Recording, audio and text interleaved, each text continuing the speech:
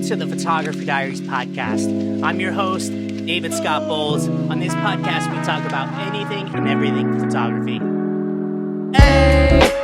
Oh! I got it on beat. I'm stoked. Alright, so this episode's all about how I became a full-time photographer, full-time wedding photographer and videographer. And I had a guest planned out, didn't work out, so hopefully next episode. But one thing I do want to talk about real quick. So if you've been following me, or maybe this is your first time that you kind of stumbled across this podcast on either YouTube, Spotify, or Apple. So I'll give you a quick little backstory. So I used to be a chef. I was a professional chef for 13 years. I held every single position that you can hold in the back of a house. And I mean, like basically from a dishwasher up. I think the only thing that I really never was a prep cook. And I kind of almost regret that in my career because prep cooks do a lot. They learn a lot. And that's a whole nother topic, maybe even another podcast. But anyway, so I was a chef for that long. I went to culinary school and all that stuff. While I was a chef, though, I was still a photographer. I bought my first camera in 2007. It was a film camera, a 35 millimeter film camera. And I went to school. I learned to process black and white film, all that stuff. So I just did this for fun. I've always been driven to film, or not film, but photography and art and all that stuff. And I think that's why I became a chef. And kind of side story. So I actually wanted to do graphic design, and I wanted to get into marketing and advertising. That was my first huge passion. I used to design all my t-shirts. I used to be in a band, so I used to do all my t-shirts for bands. I designed all our logos. I designed pretty much anything that you could do for a band. That's what I did. I wasn't really doing much in my life, and I was trying to figure out okay, what can I do? Well, you know what? I'm going to go to school for graphic design. I went to the Art Institute to go check out their campus. And while I was going through their campus, I saw a couple things. I saw a room with cameras and film cameras. I was like, oh, that's cool. I would love to get into movies, realizing how hard it is to actually become somebody to work in the film industry. I kind of got scared and didn't do it. So I looked at the program, and the graphic design program was ridiculous. And if you know anything, graphic design artists, they don't make much. They make $40,000 to $50,000 a year. And some really good graphic design artists, and if you get into maybe a good company, or you're just a really strong graphic designer, you could probably make way more than that. But while I was at the campus, I saw there was a kitchen, they had a culinary program, and I've always loved to cook. I mean, I've been cooking since I was a little kid, almost out of necessity. I grew up super poor, and I had to learn to cook for myself and cook for my brothers and stuff like that. And while my other brother spent all his time fixing cars and stuff with my dad, I was always in the kitchen helping cook and learn how to cook. So that's what drove me to culinary. But around that same time, I was kind of introduced to cameras. I remember it being maybe 7, 8 years old, and I was at my mom's friend's house. Her name's Joanne, and she had a film camera, old film camera, but I want to say it was a Canon EOS 7 or something like that, because it was a DSLR, but it was film. And I remember playing with it and just asking her all these questions about it and getting super excited about it. Growing up, I had there was no way I was going to get a camera. Though I did love all those disposable cameras, but there was no way I was going to be able to buy a camera. So when my son was about to be born, me and my wife got our first really big tax return check. And like any other 20-year-old person with a fat tax return, what I do, I went to Target and I bought a Canon T1, and I spent $1,200 on it with a kit lens maybe, and a bag. And I had that camera for like 2 years, and I bought it really just to like document my son for the most part, and then like slowly get into photography. At the same time, my best friend was already a photographer. Like he was already doing really good work. And if you don't know, like, he's going to be on the podcast actually. We're trying to figure it out. Maybe I can get him on next week, but um, yeah. So he has a company called Silver and Cedar. They're in Arizona, and he does tintype portraits. They just had a huge write up on Petapixel right now, which is super dope. But he has a tintype studio out there, and he's actually starting to introduce digital portraiture, which is I think been his plan since the beginning, because he's always been a digital photographer and a film photographer. But yeah, so before I get sidetracked, I'm just gonna take a drink of water real quick. Hold on. So this guy, I mean, I still credit him to this day for my career. If I don't, I feel like if I would have never met him, I probably would have never really pursued photography. Sorry. So, and the reason why I say that is because, like I said, you know, he was my best friend. I was always inspired by them. He got me into a lot of music. He got me into and we used to rollerblade together. I mean, I did rollerblade before I met him, um, but you know, since he was a photographer, I was like, fuck, I want to be a photographer. So I remember when after I had sold all my camera equipment, like, so when I first started, I bought that Canon Rebel. I bought some speed lights, and then I bought what else did I buy? Um, yeah, so I bought speed lights and all that stuff because there was a photographer that I was obsessed with. His name's Joey L. Back in the day, he used to do photography like for bands. He shot this band Every Time I Die that I was a big fan of, and he shot a lot of music and kind of like commercial stuff, like stuff that I was really into. Now he is like crazy. He shoots like the Lavazza. I can't speak. He shoots the Lavazza calendar every year. He does a lot of stuff for National Geographic. If you don't know who he is, you should. If you're a photographer, you should know Joey L. He's a New York-based photographer, I believe. But anyways, I was obsessed with him. So right away, I was like, well, how do I achieve that look? Well, you have to buy strobes, right? So I learned strobe off-camera flash photography right away. And yeah, so I shot for a couple years, and then I sold all my gear, and I ended up just really diving in and pursuing photography, or not photography, my culinary career. Because as a chef, like, you really have to give up a lot. You work crazy hours, you don't get weekends off, and you know, you're just always trying to get better at your craft. So I sold everything. I sold my camera, I sold all the strobes, all that stuff. And I didn't really plan on getting back into photography until probably um probably like 12 years ago. I mean, my son was maybe like 2 or 3 maybe at the time. I went and visited my friend, the same guy who um got me into it in the beginning, and he had a cool camera. Like, he had this new mirrorless camera that just came out, and it was the Sony A6000. It was like all the rage, whatnot. And I came back. He lives in Arizona, so I went out there, shot with it. We hung out, took some pictures or whatever. And then I came back to California, and I ordered one right away.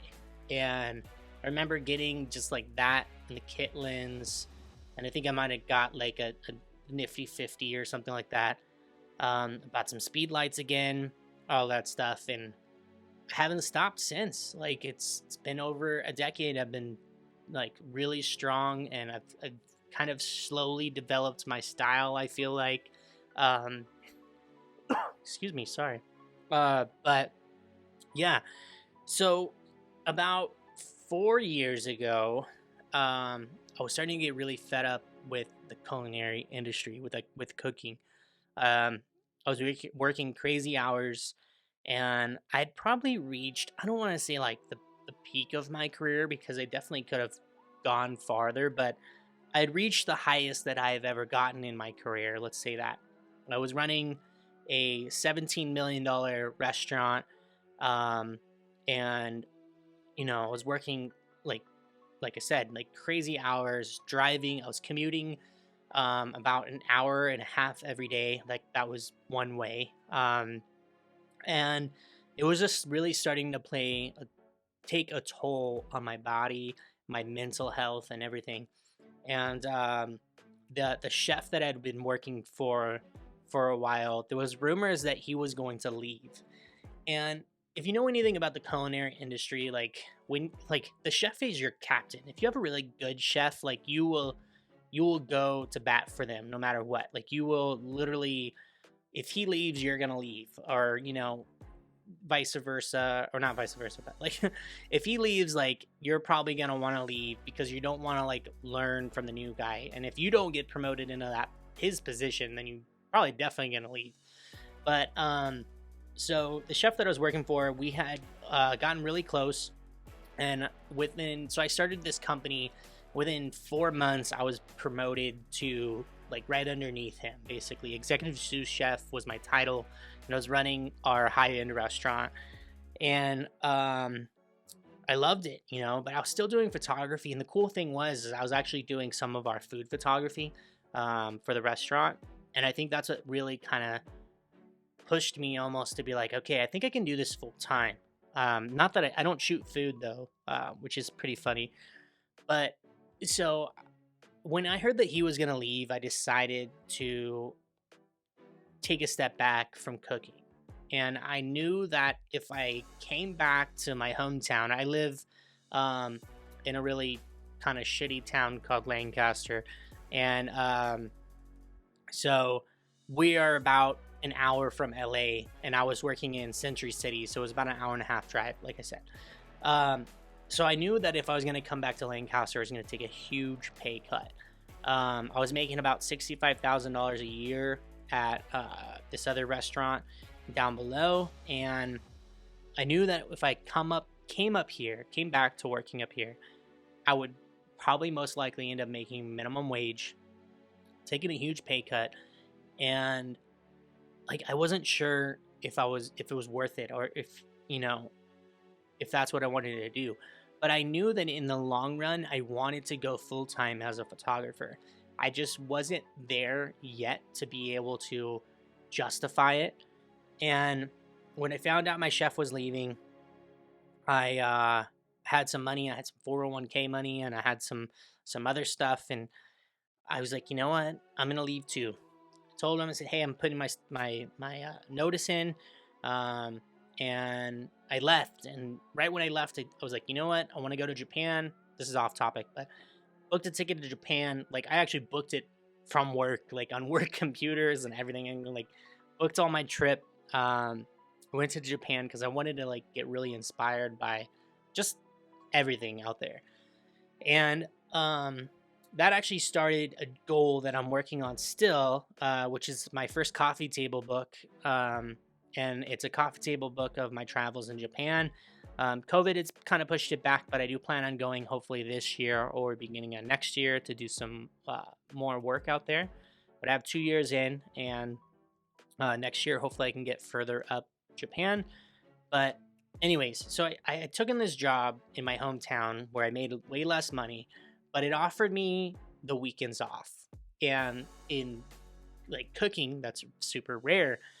So I took this job, and the chef or the boss there, he was my old culinary instructor. So I knew that I was like kind of gonna have some like play a little bit as far as like being able to get away with certain things, like taking extra time off if I needed to or whatever.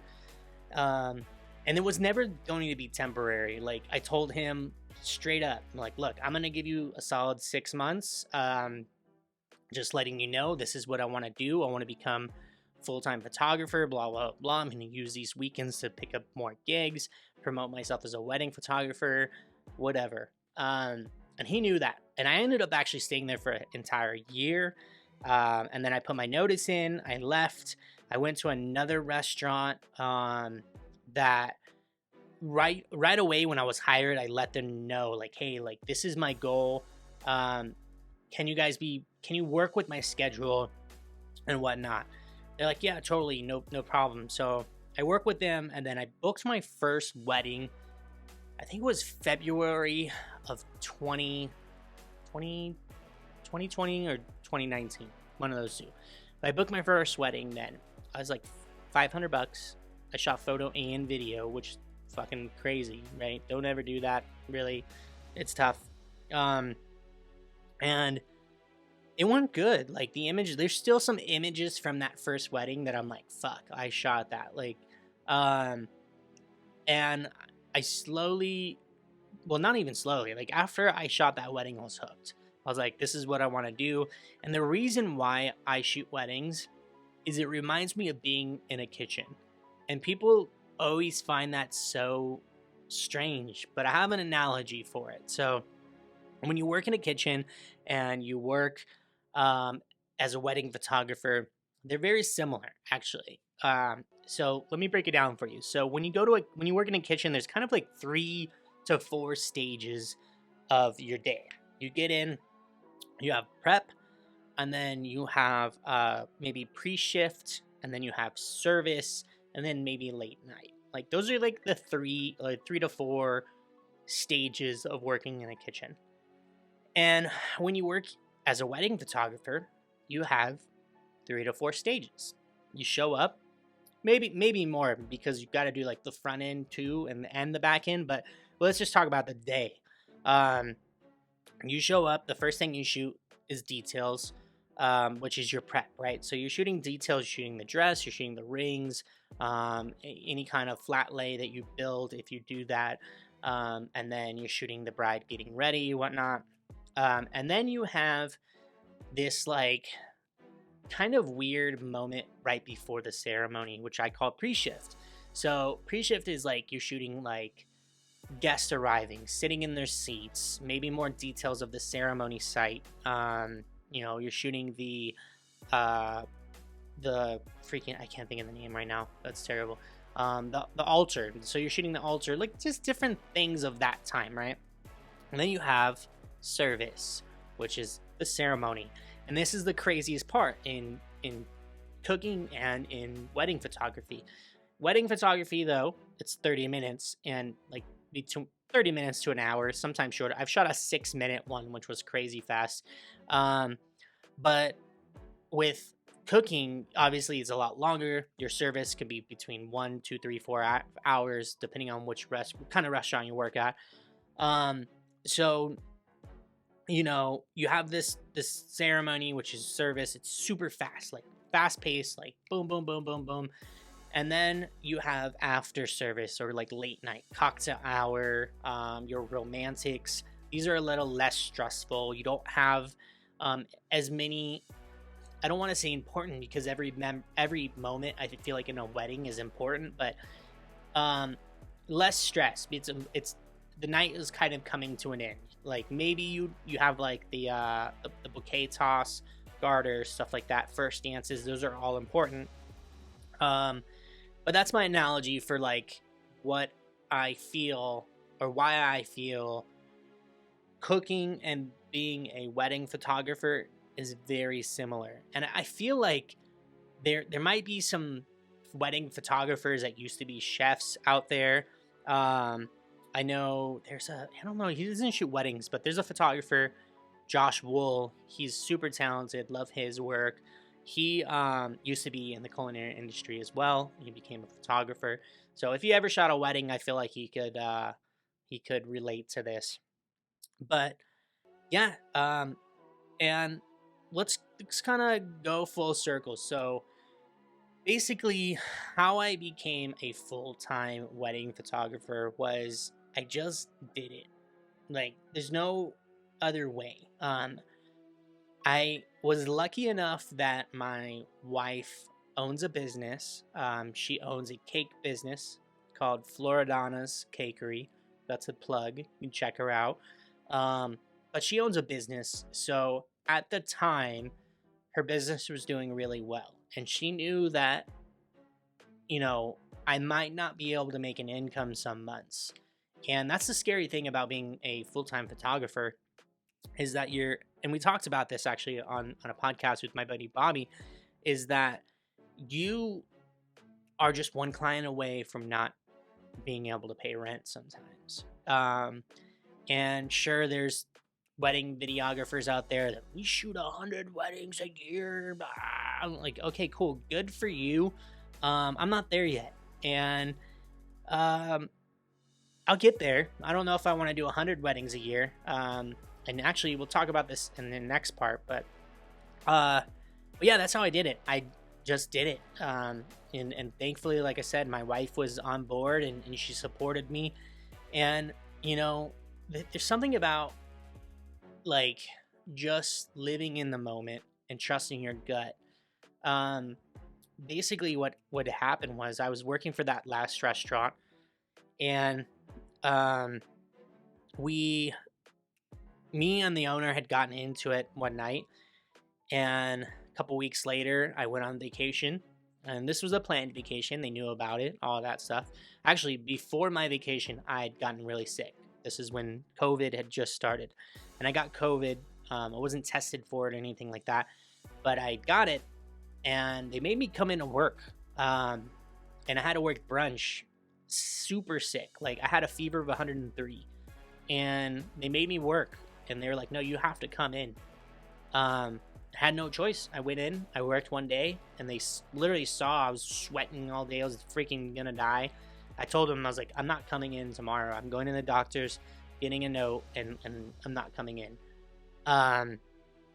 And so I ended up taking about a week off because I was sick. I had to know everything.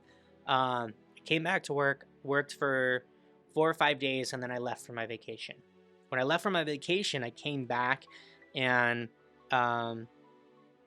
I was like, oh, cool. Like, what's up, guys? Like, when you want me back, what's the schedule looking like? Like, even while I was on vacation, and this is like the part of the chef life when you're in the management level. While I was on vacation, I was texting, how's everything? Everything good? You need anything? Want me to order anything? Like, it just doesn't turn off.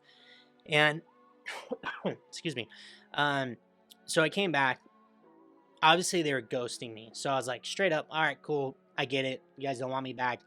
Had my check ready for me. Went in, got the check, whatever. And it was kind of a wake up call for me. I said, and I already knew that I was getting to the point, because at that point when I was working for that wedding, or that company, I had shot 3 weddings already. So I had some money. I was doing good, doing okay, and I was getting inquiries for more weddings. And I said, you know what, this is it. I shot a couple weddings just under my name, and then I launched my LLC. I launched my company, King Collective, and we've been doing really well. And actually, moving forward, King Collective is now just becoming a wedding film company. We are going to become a kind of a premier a cinematic wedding film company, where we're only going to be offering wedding films in the short form, like cinematic highlight films. We're going to really niche down into that. And I myself will be shooting weddings under my own name. And I'm in the middle of launching my website, www.davidscottbowles.com. You can book me for weddings there. And it's going to be an experience. It's going to be difficult because I am essentially going to be running 3 businesses, because I have a studio as well that we rent out and we run. And then I have my wedding film company. And then I'm going to have the wedding photography company.